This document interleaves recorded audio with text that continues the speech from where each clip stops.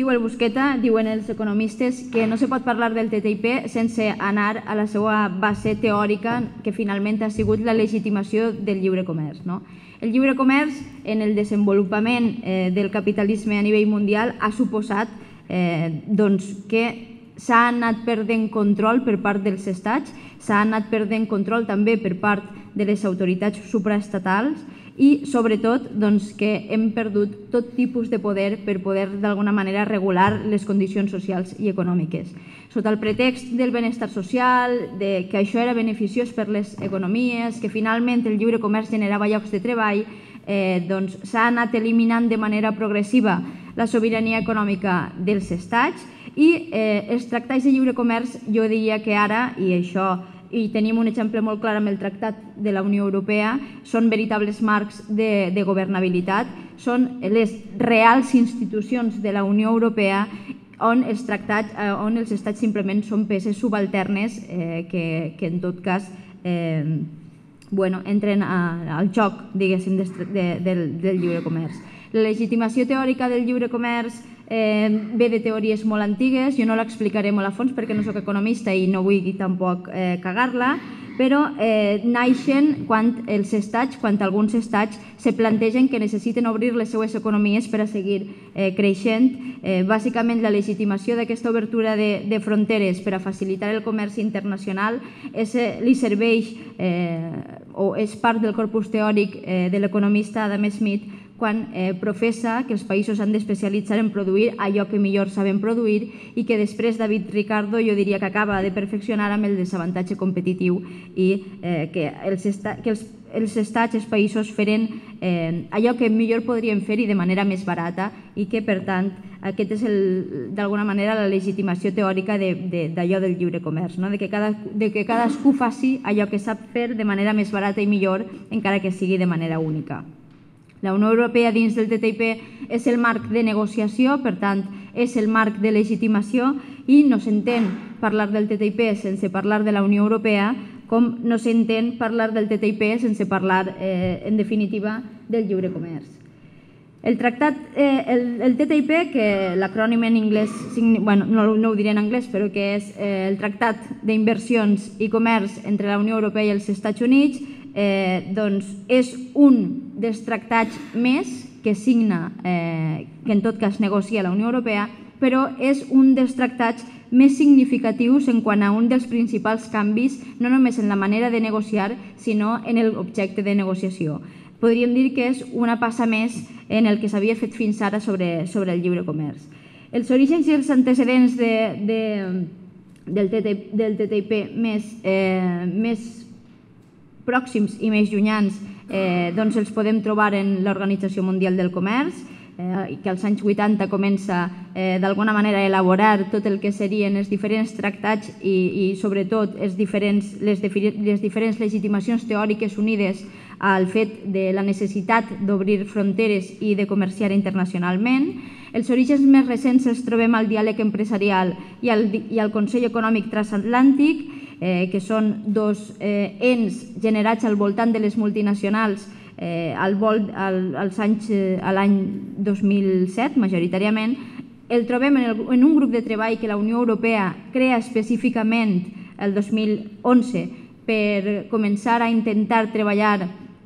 sobre les negociacions, un grup de treball que ja ha fet al voltant de 100 reunions secretes amb aquestes multinacionals per a poder establir el mínim, que seria el mínim del corpus del TTIP, i l'origen més recent el trobem en el discurs del president dels Estats Units, Barack Obama, el 2013, que dona el tret de sortida a les negociacions del TTIP. El TTIP ha suposat que s'hagi dut a terme, jo diria que no en els últims anys, no en l'últim any, sinó en els últims 7 o 8 anys, tot un seguit de negociacions de pressa i en secret, és a dir, s'ha fet de manera opaca i totalment d'esquenes a la ciutadania, i ara ens trobem en la 8a ronda de negociacions, farà aproximadament 14 dies, era la 8a ronda de negociacions i que es dedicava en exclusiva a la cooperació regulatòria, que és una de les coses bastant rellevants del tractat. Quan endavant va decidir estudiar què era el tractat o, en tot cas, fer una reflexió teòrica sobre què era el tractat, no van voler tampoc abastar tot el que el tractat pot suposar. El tractat, en tant que tracta l'obertura de béns i serveis, de lliure circulació de treball i de mercaderies, té un abast, diria que grandíssim, i en tot cas van voler centrar els treballs en 4 aspectes. En què suposava el TTIP per a la sobirania dels pobles i dels estats, en què suposava el TTIP per a la sobirania econòmica, què suposava el TTIP per als serveis públics i, per últim, què suposava el TTIP per al dret de les treballadores i els treballadors. El que no hem trobat del TTIP és molta informació oficial, més enllà de les filtracions. No l'hem trobat per les institucions que tocava, que serien aquelles que són en teoria democràtiques o representatives. Sí que hem trobat molta informació en els lobbies empresarials i sí que hem trobat molta informació en concret en l'Observatori Europeu de Corporacions, que és un dels agents negociadors del TTIP, que és... Perdó.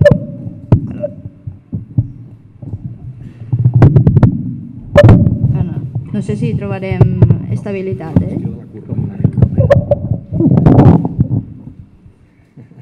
Vale.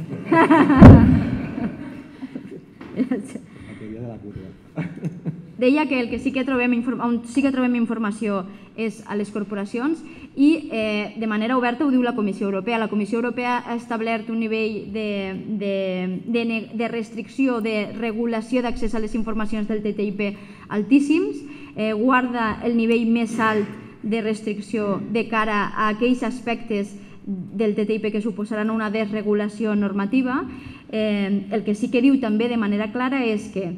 tot i que els estats membres al Parlament no podran obtindre informació del TTIP, els que sí que podran obtindre informació són les multinacionals, que podran accedir via Congrés dels Estats Units, on sí que es reserva un secret de cara als parlamentaris, però no de cara a aquestes agències que són part en la negociació. Per tant, si volem saber alguna cosa del TTIP, hem de recórrer sempre a les multinacionals, que elles segur que saben l'estat de les negociacions. Deia que ens hem aproximat des d'estos 4 punts de vista, perquè, com dic, la informació que hi ha a través de filtracions, a través de grups polítics que estan generant anàlisi és, jo diria que enorme, quasi inabastable, i cada setmana va perfeccionant-se i sent de més bona qualitat. Quan parlem que el TTIP... No estic fent servir molt el PowerPoint, no? Estic pensant, bé, és igual. Les principals claus de l'acord diuen ells, en tot cas el TTIP diu que el que vol aconseguir el TTIP és l'eliminació de barreres arancelàries. Diuen que la seva finalitat és generar condicions beneficioses a tots els estats membres per a poder rebre inversió nord-americana i, finalment, eliminar totes aquelles barreres que siguin un obstacle per al comerç. Això, traduït al nostre llenguatge, com comentava abans el company Vidal, significa la limitació de la sobirania dels governs, i això ho veurem ara ho veurem amb més deteniment, significa atorgar a les grans empreses les facultats per a poder legislar, cosa que sí que és una passa significativa, ja que es farà per una vegada no es farà d'esquenes com s'està fent fins ara en la Unió Europea, sinó que ara es farà de cara. Significa, entre altres coses, obrir de manera definitiva certs serveis públics, que això ho parlarem, la desregulació dels serveis financers, una regulació clau respecte a la banca per a que els Estats Units puguen invertir de manera bancària i el desenvolupament del mecanisme aquest de resolució de diferències, que ara després en parlarem.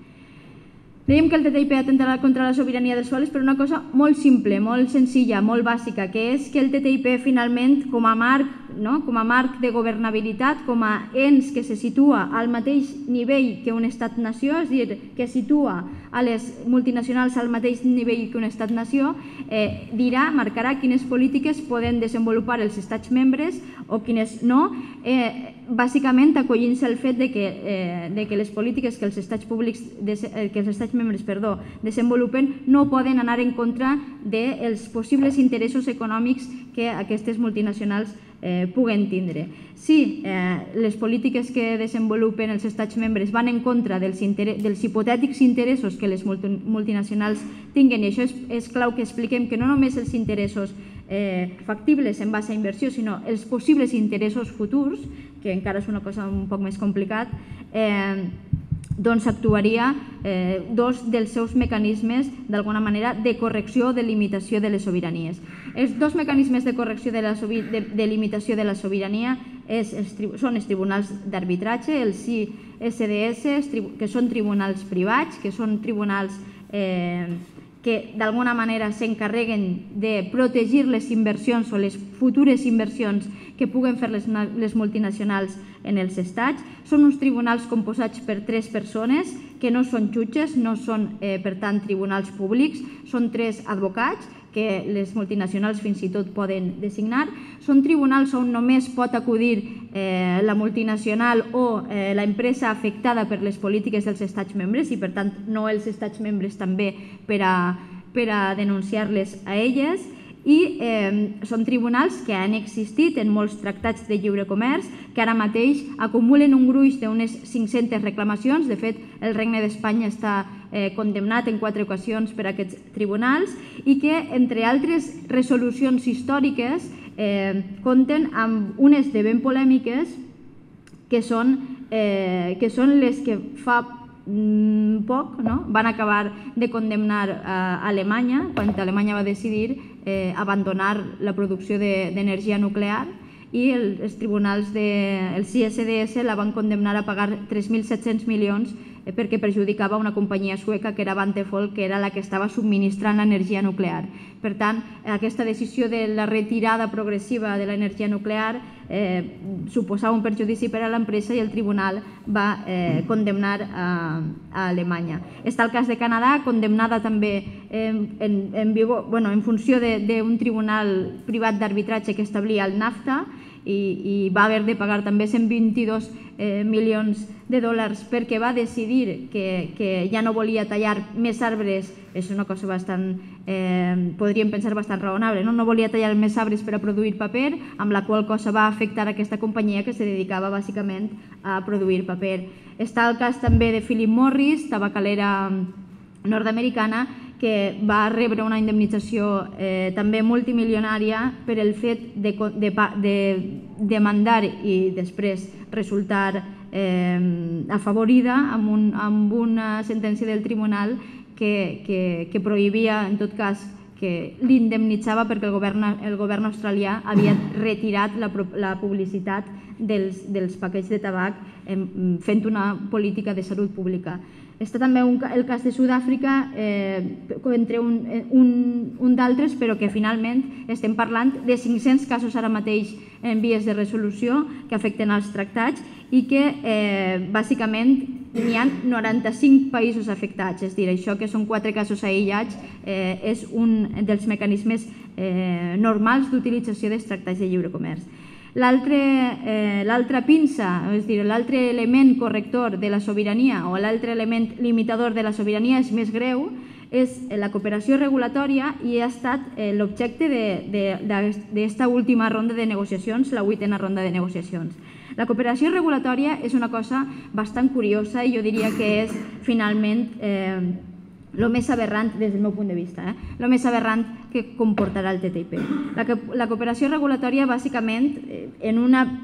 jo diria, aplicació rigorosa de l'herència normativa del capitalisme, estableix que els drets de les empreses són imperatius i, per tant, tenen força executiva, formen part de lo que en la Unió Europea s'estableix com a hard law, dret dur, és a dir, és allò que és operatiu, que els estats membres han de complir de manera obligatòria, i les obligacions de les empreses són voluntàries,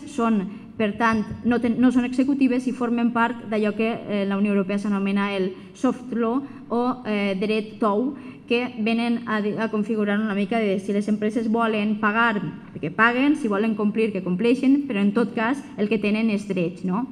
Aquest corpus teòric que el capitalisme comença a desenvolupar amb la Unió Europea, i dic comença perquè el TTIP és una de les passes més, però que aquest corpus, diguem, aquesta manera de normativitzar està en ple vigor en la Unió Europea, és molt clara en el Consell de Cooperació Regulatòria i és molt clara en la cooperació regulatòria. La cooperació regulatòria o el Consell de Cooperació Regulatòria en concret és un ens, en teoria format per funcionaris de la Secretaria General de la Unió Europea, per autoritats de comerç dels Estats Units i de la Unió Europea i per l'OIRA, que és un ens dels Estats Units també comercial, diguem, és un ens que se generarà, és a dir, que ja està funcionant, que té la finalitat d'harmonitzar legislativament la normativa de la Unió Europea amb la dels Estats Units. És a dir, té la finalitat de generar uns estàndards mínims normatius que per força seran a la baixa, ja que els a la baixa són els menys perjudicials per al comerç. Aquest ens regulador, d'alguna manera, el que vol és pentinar les normatives per a eliminar tot allò que pugui ser una restricció de comerç i pentinar les normatives no només no és un acte estàtic, és a dir, no ho faran abans del tractat, sinó que és un acte que durarà abans del tractat, mentre el tractat estiga signant-se i en la posterior vida del tractat. És un ens que, per tant, actuarà al marge de les institucions i dels estats, sense cap tipus de control democràtic, sense cap tipus de control sobre la seva transparència. El que resulta serà d'aplicació executiva, perquè, a més, serà sagrat, i jo crec que són bastant significatives les paraules que deia un dels integrants del Business Europe, que és un d'aquests lobbies que opera en Brussel·les, i deia sobre la cooperació regulatòria: les diferències regulatòries han de ser eliminades. Diu, i no només les ja existents. Hem d'evitar que les noves normes que obstaculitzen el comerç puguen sortir. Aquesta cooperació regulatòria, finalment, es basa en el que deia, l'harmonització normativa, en la coherència reguladora. Això vol dir que totes aquelles decisions que prenguen per a equiparar les normatives operaran a tots els nivells de les administracions, vull dir, des de lo local fins a lo estatal, i que finalment serà una harmonització per fases perquè no acaba en el temps, és a dir, no és una acció prèvia, sinó que segueix durant tot el tractat. En definitiva, el conjunt de tot això vol dir que d'inici comencen aquestes rondes de negociacions per a que els lobbies puguen establir quines normatives els perjudiquen per a fer comerç. Una vegada identificades aquestes normatives, s'intenten harmonitzar a la baixa amb les normatives dels Estats Units. Si les normatives dels Estats Units foren prou garantistes, tenen encara un altre mecanisme per a solucionar-ho, que és l'ISDS, al qual poden recórrer si, com dic, se'ls ha afectat en les seues inversions econòmiques. Un dels casos, jo diria, també més paradigmàtics, o en tot cas en el que la gent més està reparant per l'impacte més directe que pot suposar, o en tot cas el més visible, que és respecte als serveis públics, és quina afectació en concret tindrà el Tractat de Lliure Comerç respecte als serveis públics. Mitjançant 3 mecanismes, els serveis públics no només seran objecte de negociació en el Tractat de Lliure Comerç, en el TTIP, sinó que diríem que surten prou malparats des del nostre punt de vista. Dic que mitjançant 3 mecanismes molt senzills i que un ja l'hem explicat. Els serveis públics són objecte de negociació en el TTIP i, per tant, afectaran a la baixa per la desregulació, és a dir, aquesta activitat normativa, aquesta harmonització normativa, bàsicament el que vindrà a dir és que si els Estats Units tenen una normativa respecte als serveis públics, que en té poca, però si en té alguna de protectora o de garantista, s'haurà d'eliminar a la baixa. El que ve a dir també és que tot servei públic que se puga generar de nou ha de sortir obligatòriament a la licitació pública, o en tot cas, tot servei públic que puga ser dividit en unitats ha de sortir obligatòriament a la licitació pública, i això ho explicarem. I si no fos suficient, n'hi ha una tercera eina, que és la clàusula d'irrevocabilitat, la clàusula trinquet o la clàusula cremallera o ratchet clause, que li diuen ells, que finalment el que ve a dir és, una vegada donada una passa en la liberalització d'algun servei públic, ja no es podrà recuperar. Aquesta clàusula el que fa és estabilitzar els nivells de liberalització dels serveis per a que no puguen establir-se restriccions futures o, en tot cas, no siguin regressives.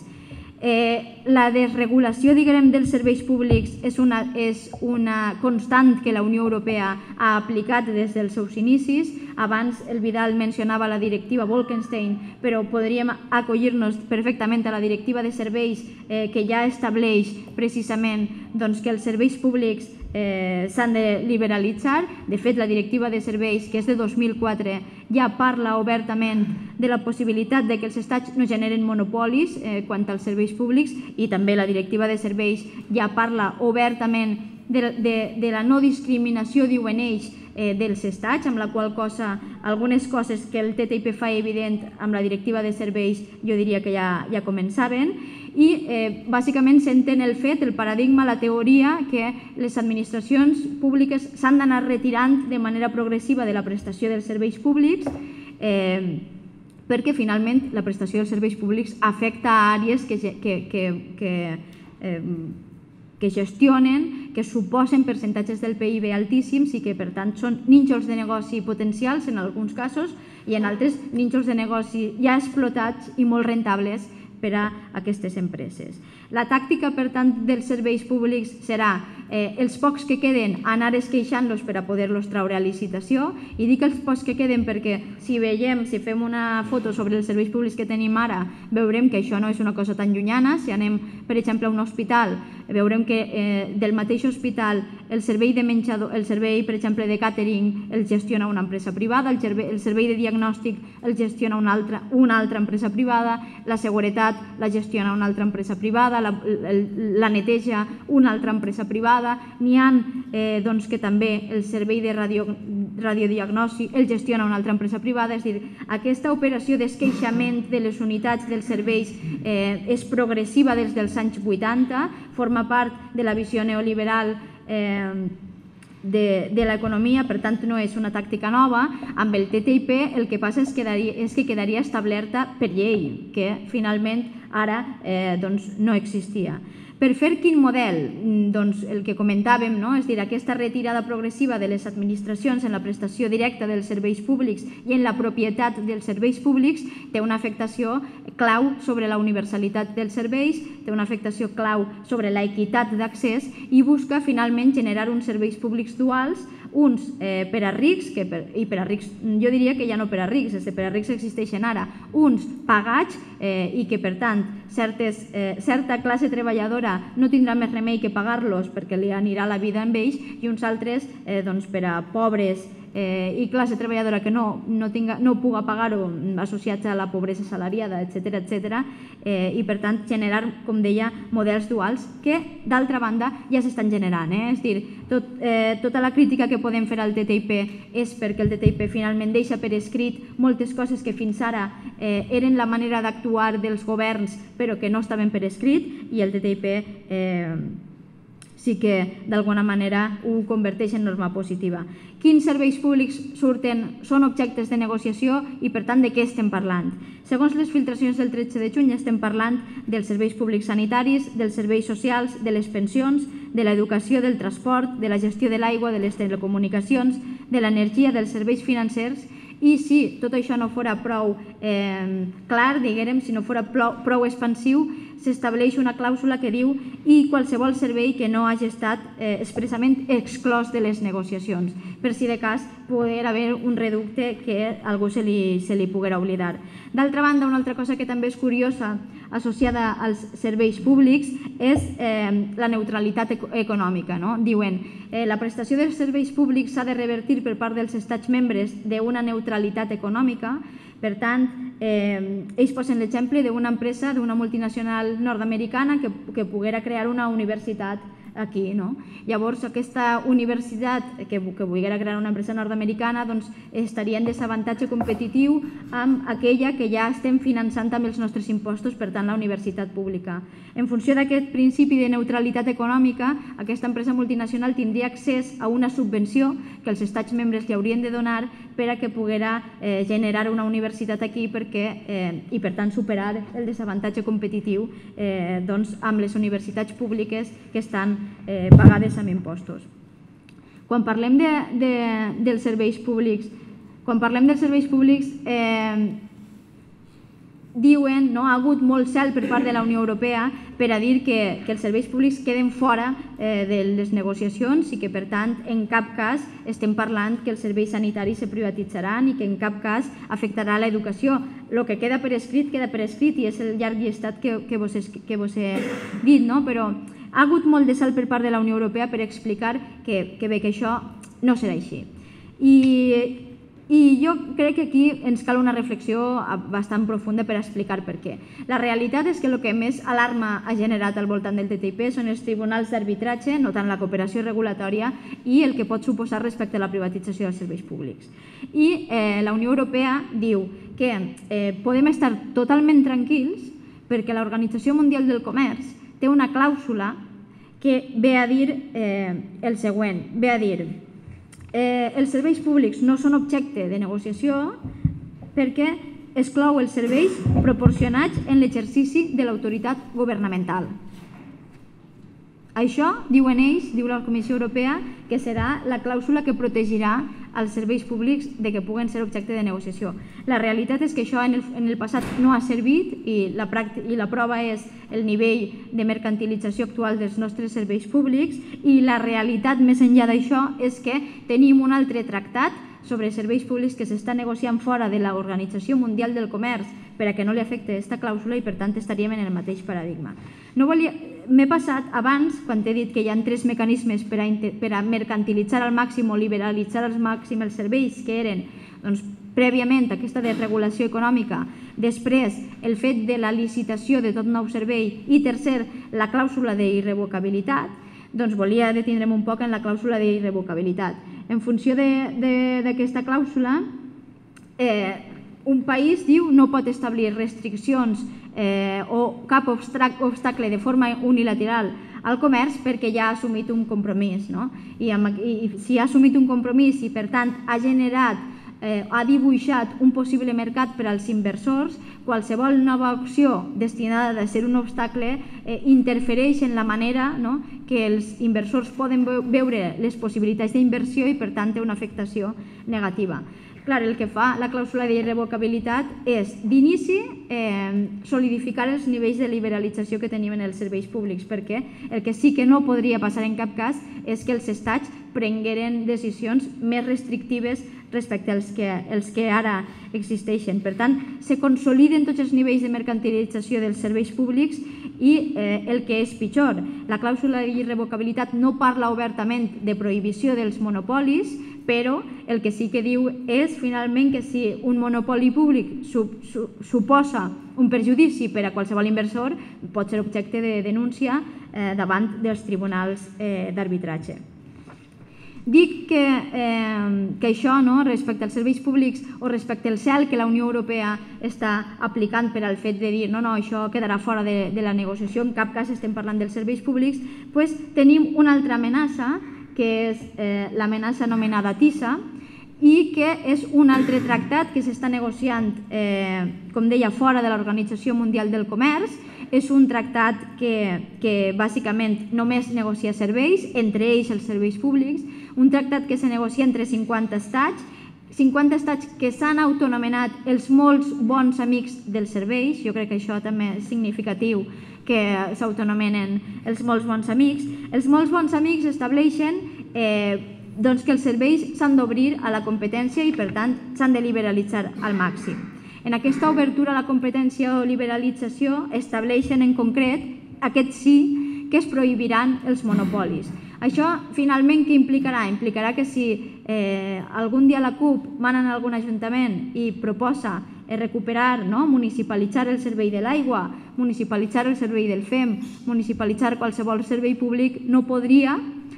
o podria pagant una indemnització multimilionària, en funció del TISA i en funció, com deia, de la clàusula d'irrevocabilitat. Per altra banda, i per acabar amb els serveis... abans d'acabar amb els serveis públics, dues coses.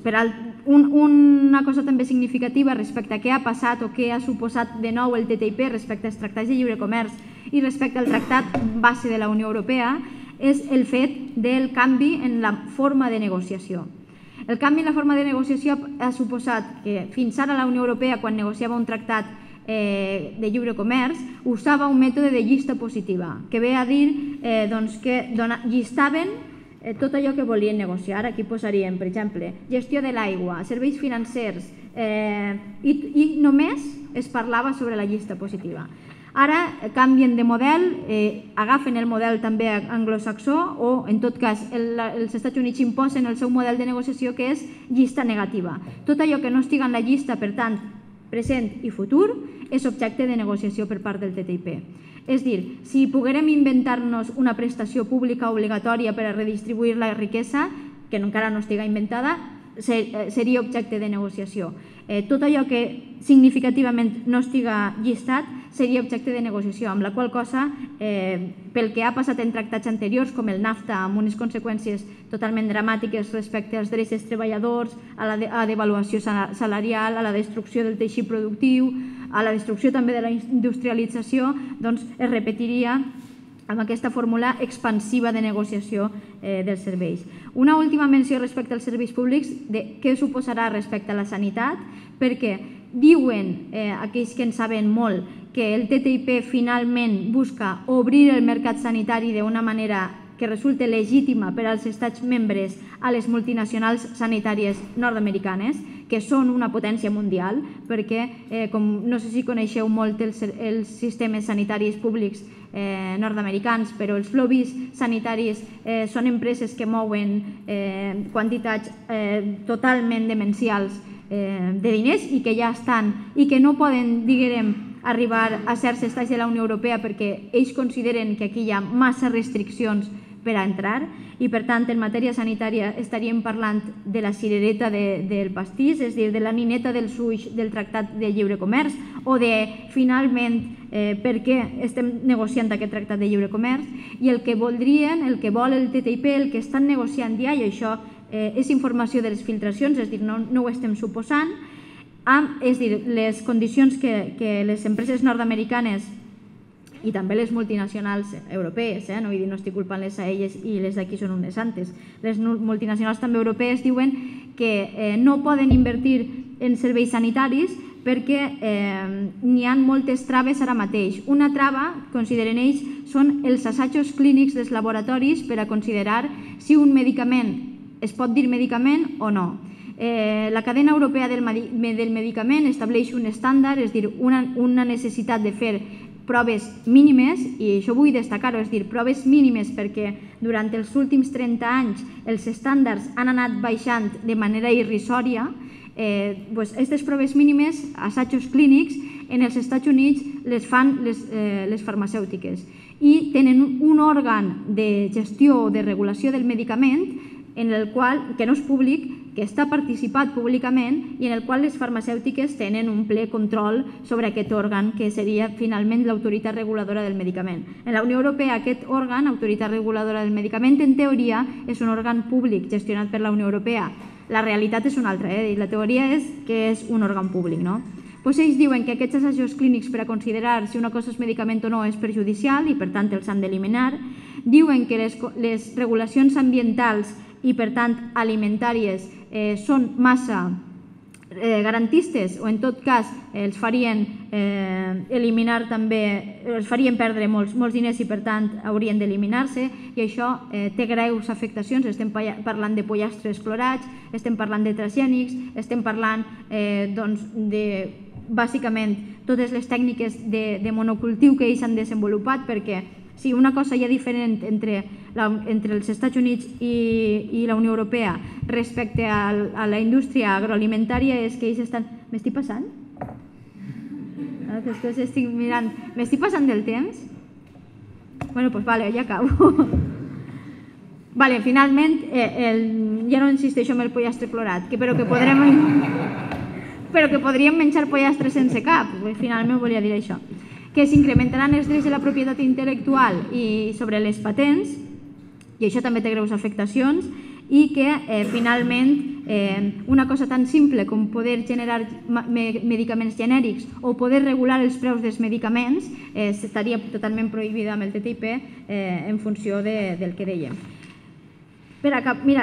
com queda poc de temps i per acabar, i perquè finalment ve a ser tot el mateix, és dir, el mecanisme que finalment ens fa perdre drets és la regulació, és la cooperació normativa i per tant la equiparació de normativa fonamentalment amb els Estats Units, i això té una afectació respecte als drets dels treballadors i de les treballadores per el fet que els Estats Units ha ratificat només 14 convenis de l'Organització Internacional del Treball, mentre aquí n'hem ratificat uns 100 i pico més, això el Vidal igual ho pot dir, que aquestes no ratificacions tenen un perjudici gravíssim en el que respecta a la negociació col·lectiva, en el que respecta al salari mínim interprofessional, en el que respecta també a certes garanties i que sobretot afectaran a les dones, perquè aquells convenis que segur que no ha ratificat són els que deriven de les formes de discriminació o d'igualtat, és a dir, no ha ratificat els convenis d'igualtat de remuneració entre homes i dones, no ha ratificat els convenis de suport a les treballadores amb responsabilitats familiars, no ha ratificat els convenis de treballadores domèstiques i no ha ratificat els convenis de protecció a la maternitat. Per tant, les que segur que notem en les pròpies carns els efectes del TTIP o de la cooperació normativa som les dones. I per últim, òbviament, tot això, tot l'anterior, aquesta cooperació reguladora, aquesta visió legitimadora del lliure comerç, aquesta macroobertura de les fronteres o lliure circulació de treball, de capital, de béns i serveis, el que finalment suposa és tocar de mort la possibilitat de sobirania dels pobles, que òbviament ja no existeix dins del capitalisme, però que aquests marcs de governabilitat, que són els tractats de lliure comerç, li ho posen ben difícil fins i tot a la socialdemocràcia. I ràpidament, com a conclusions, jo crec que no se pot parlar del TTIP sense parlar de la resta de tractats de lliure comerç i, per tant, dels anteriors i dels que s'estan negociant ara, i ara mateix s'està negociant el TISA i s'està negociant el CETA i altres que no coneixerem, els coneixerem d'aquí uns quants anys, no? Que el TTIP finalment ve a legitimar aquestes estructures que són plenament antidemocràtiques com és la Unió Europea i que són estructures que només estan servint per a legitimar aquesta estratègia capitalista. És que veig aquí tota l'estona apuntat l'acumulació per despossessió, però finalment aquesta estratègia capitalista d'obertura dels estats al comerç, que la crítica del TTIP, i aquí és una cosa que també voldria deixar per a la reflexió, no pot ser una crítica exclusivament de que hi ha manca de transparència i que, per tant, si això se negocia de cara a la ciutadania, el fet de no ser secretista ja suposarà un plus de regulació o no serà tan desregulador. No pot suposar mai que acabem en la lògica de defensant els serveis públics que tenim o defensant els nivells de liberalització que tenim, perquè finalment caurem amb el fet de dir que ja suposarà un mal menor, tanquem-nos amb el que tenim ara perquè els nivells de mercantilització dels serveis públics i dels nivells bàsicament de mercantilització o de consolidació d'aquesta economia especulativa són altíssims i en cap cas podem legitimar-los. I finalment, com també diuen els socialdemòcrates, ells diuen nosaltres no volem aquest lliure comerç, volem un lliure comerç verd, és a dir, que respecta el medi ambient, volem un lliure comerç amb compromís que respecta els drets dels treballadors, i nosaltres jo crec que estem en disposició de dir que lliure comerç, agafant les connotacions que té ara, les connotacions històriques i sense, bàsicament, canviar l'hegemonia actual o la correlació de forces actuals, sempre serà en perjudici de les treballadores i els treballadors, sempre serà optar perquè el capital seguís creixent en funció de les nostres rendes de treball i en cap cas pot generar-se un lliure comerç verd o un compromís amb les dones o un compromís amb els treballadors. Finalment, la crítica al TTIP ha de ser una crítica estructural, des del punt de vista de qualsevol poble que d'alguna manera vulgui construir el seu futur, que vulgui construir el seu marc d'ordenació sociolaboral, i les crítiques conjunturals concretes ja les hem fet. Per a la reflexió o per les reflexions vindria a dir tres coses només. Que la lluita contra el TTIP, com l'hem de portar? És a dir, ara mateix s'està portant amb unes plataformes unitàries on la socialdemocràcia bàsicament controla el discurs i venen un poc a dir que el TTIP és un tractat nefast, però que en tot cas el TTIP no és la Unió Europea i per tant nosaltres hem de veure com treballem en aquests espais, si treballem o no, o com articulem una lluita contra el TTIP en funció d'això. Una reflexió que crec que també pot interessar és el fet de la que s'està duent a terme ara mateix sobre el TTIP, que és que si el TTIP és un tractat mixt o no. Això què significa? Que el TTIP, si fos un tractat mixt, cada estat l'hauria de ratificar. Si no és un tractat mixt, només l'ha de ratificar la Unió Europea. Això, pensem, ens dona igual o no? No, perquè la socialdemocràcia el que diu és, com que el TTIP serà un tractat mixt, si Podemos guanya a l'estat espanyol i Syriza ha guanyat a Grècia, amb dos estats que no ratifiquen el TTIP, doncs ja ens hem lliurat del TTIP. I acabarà avalant l'estratègia que l'assalt a les institucions, encara que siga d'alguna manera rebaixant el contingut, ens pot servir ni que siga per a no ratificar aquests tractats de lliure comerç. Ho deixo per a la reflexió. I finalment, una reflexió més comuna, que és com articulem una lluita contra el TTIP que puga posar sobre la taula el que hem dit, que el TTIP no pot ser defensat per cap sobiranista, ni pot ser defensat per cap progressista, ni pot ser defensat des del paradigma de dir sí que existeix un lliure comerç responsable amb el medi ambient i amb els treballadors i les treballadores, perquè no és cert. En definitiva, que no se pot parlar del TTIP sense parlar del capitalisme i que no se pot parlar del capitalisme sense parlar de la Unió Europea. Ja està. Gràcies.